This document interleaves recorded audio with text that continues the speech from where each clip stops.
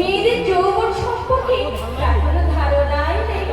একটা অনাবিল আদিম চরিত্রের মানুষ, তাই সে এলে আজ আমি তাকে প্রথম দেবতা বলেই ডাকি।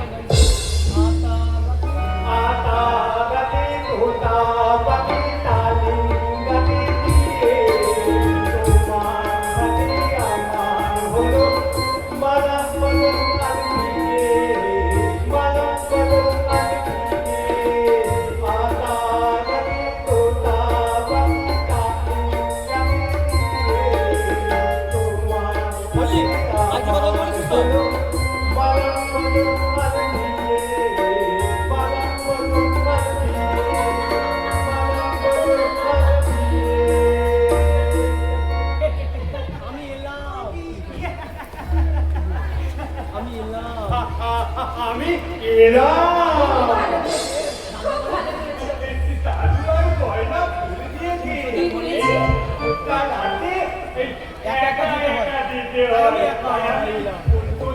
ঘরে না একা একাই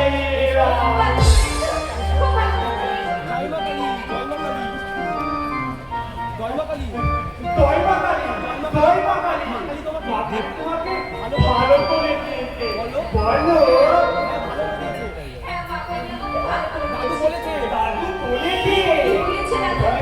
তোমাকে না অন্দরে বলে তোমাকে অন্দরে বলে সকলের সামনে তুমি আমাকে অন্দরে বলে ডাকবে, সকলের আড়ালে তুমি আমাকে বউ বলে ডাকবে।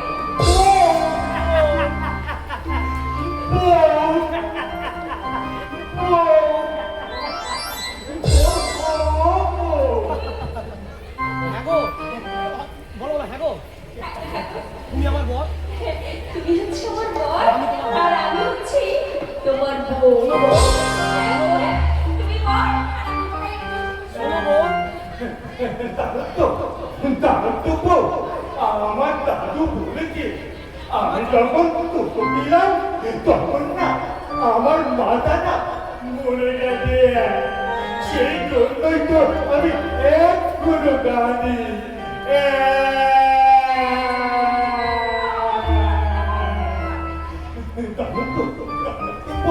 আমার বড় বৌদি আমাকে ঠান করিয়ে দিত, আমাকে খাইয়ে দিত, আমার কপালে টিপ পরিয়ে দিত, তোকে কাপড় পরিয়ে দিত, আর করে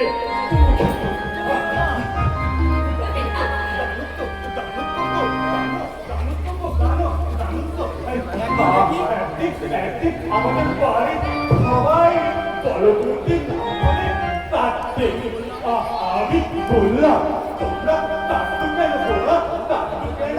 তখন দাদু বলল তোমার বড় বৌদি তো ভাবকে চলে গেছে। আমি বললাম আমিও তোকে যাবো, আমিও তোকে যাবো। তখন সবাই বলল তুই বোকা, তোমার বড় বৌদি তো এক করে ফিরে আসবে, কিন্তু আর ফিরল না, আর ফিরল না। তারপর না আমার মেধু দাদা একটা মেয়েকে বিয়ে করে বাইরে আসলো, বলতো না খুব খুব কষ্ট। আমি বৌদি বৌদি বলে ডাকতে গেলে আমাকে তুই দিয়ে বলে না ভাই ভাত কাটিয়ে বের করে দিত, আর আমি রেগে গিয়ে বলতাম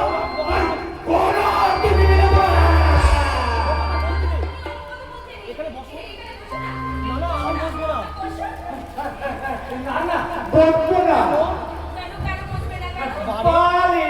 এখন রাত হয়েছে না, আমার যে ঘুম পাচ্ছে।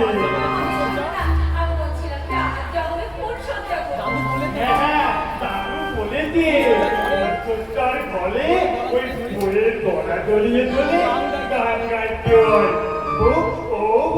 আমি তো ভালো গান জানি না, তুমি আমার হয়ে একটা গান গাও না, গাও না।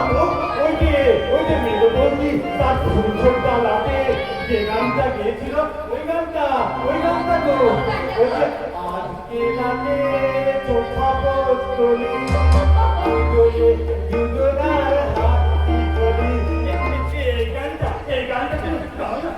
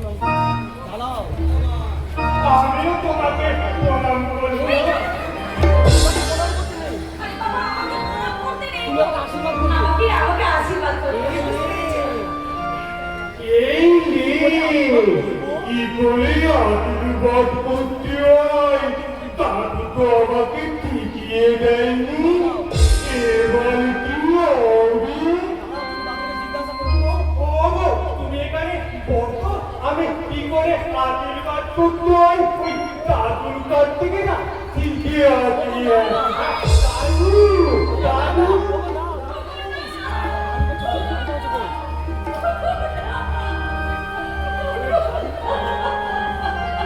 আরে ওই পক্ষে গান আছে